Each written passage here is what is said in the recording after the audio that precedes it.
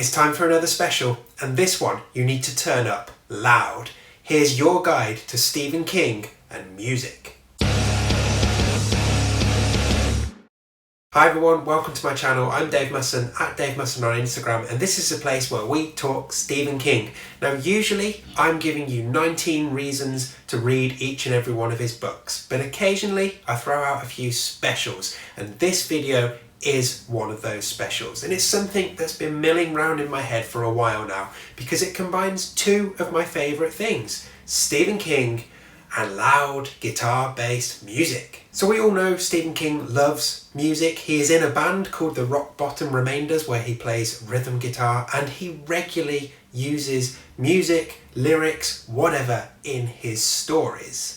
But he's also quite an influential guy, as we've probably realised over the course of his career.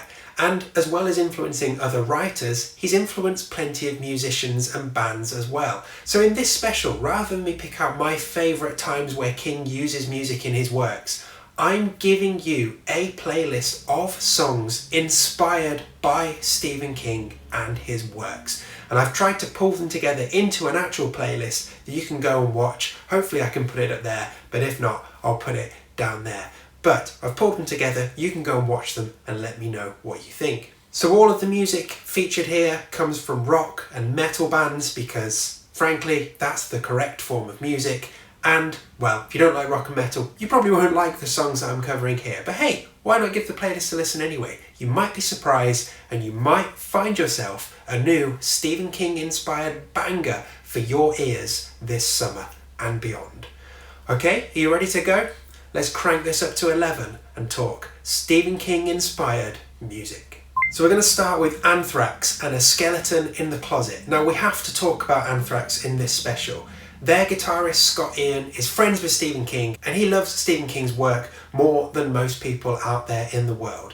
And there are a bunch of Anthrax songs that I could have included in this list. To be honest, probably could have done a mini playlist of Anthrax songs inspired by Stephen King stories. Notable ones to go and check out are Misery Loves Company, inspired by Misery, Lone Justice, about the gunslinger, and the one that most people point to is Among the Living, which is about the Stand. Now Among the Living is on the album of the same name, and it's actually another track from that record that I've picked for my list, Skeleton in the Closet, which is based on Apt Pupil, and for me, I just prefer it as a song. Really good riffs, really silly gang vocals, and really ties in well to the story. Yeah, it's good. So second, the other obvious one is the Ramones and Pet Sematary. Now, you knew about this one, right? You were expecting this one in this playlist, right? And there we go, here it is.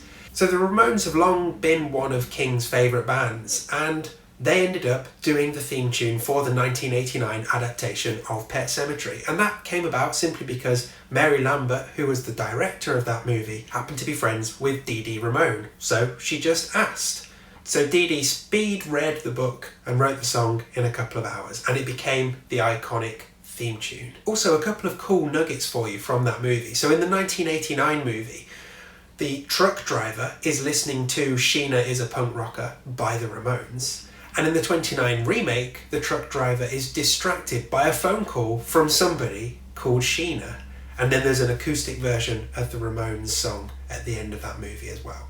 So next up, Metallica and Ride the Lightning. Now this is a bit of a looser connection, but Metallica's guitarist Kirk Hammett saw the phrase Ride the Lightning in The Stand, liked it, and took it to the band. Now, most people might assume that Ride the Lightning would be connected to the Green Mile, but actually Ride the Lightning, the song and the album that it was on, came out 12 years before the Green Mile. So it was definitely The Stand, not the Green Mile. Next up, Exodus and Black 13. So, a thrash banger based on the Black Orb from the Dark Tower books? Yes please. This one opens the 2014 album Blood in Blood, and if you don't like thrash, take a fucking look at yourself. And next up, Nightwish and 7 Days to the Wolves. So we're sticking with Dark Tower stuff here, and a song, as you've probably guessed, inspired by the Wolves of the Kala. So this is power metal, taken from their 2007 album Dark Passion. It's very symphonic, it's very epic, it's very Nightwish, basically. So next up, Testament and Disciples of the Watch. So more thrash for you here, and this is a song about murderous kids, weird religions, and a strange spirit type god who hides behind the corn. Yes, it's a song based on Children of the Corn. Lovely. So next up, Blind Guardian and the song Tommyknockers. So Blind Guardian singer Hansi Kirch loves Stephen King more than anybody else in music, I think, even more than Scott Ian. He is so dedicated to the King cause that he has a side project called Demons and Wizards. It takes a real deep dive on the Dark Tower stuff. Unfortunately, I've not put them in this list because that side project band features the guitarist from Iced Earth, who was one of the idiots who stormed the White House in January 2021, and I'm not having him in any of my playlists. But we don't need him because Blind Guardian wrote a song about the fucking Tommyknockers. That's dedication for you. Next up, from the album Pennywise, it's the song Pennywise by the band Pennywise. And you will never guess which character inspired this particular skate rock anthem. You guessed it. So next up, AC/DC and Who Made Who. Now this is a slight cheat because it's not actually inspired by a book, but is a pivotal part of a King movie soundtrack. The hilarious movie Maximum Overdrive that a coked out King directed and got AC/DC to soundtrack, mainly through the use of stabby guitar riffs. But this was an original song for the movie and ended up being the lead single on the album of the same name. And it's an AC/DC song, so you know what it sounds like, but it definitely merits a spot in this list because of its King connections. Next up, Ash and Jack Names the Planets. Now, did you know that Ash's first single was named after a chapter title in The Talisman? Neither did I until I planned out this video. Apparently this song is a bit of a mashup of the book and Ash frontman Tim Wheeler's love life at the time. Safe to say, it's better than The Talisman. Next up, Ice Nine Kills Hell in the Hallways. Now, Ice Nine Kills suck, but their entire discography is horror inspired and they've done a bunch of things that are particularly inspired by King. This song is their take on Carrie. It's terrible, like the whole band is, but I couldn't make this list without mentioning them. And lastly, talking terrible, my band, Chapter 19, and our song Stephen. Our first single, it's all about Stephen King. You've heard me plug it before. It used to be the background music for my videos until I got so sick of all of you complaining about it that I took it out. And we made a music video for it that has more than 60 different references to Stephen King works. I dare you to go and watch it and see how many you spot. Watch it with the sound off. I don't care. But this is my song and it's my list and I'm fucking putting it in. There we go.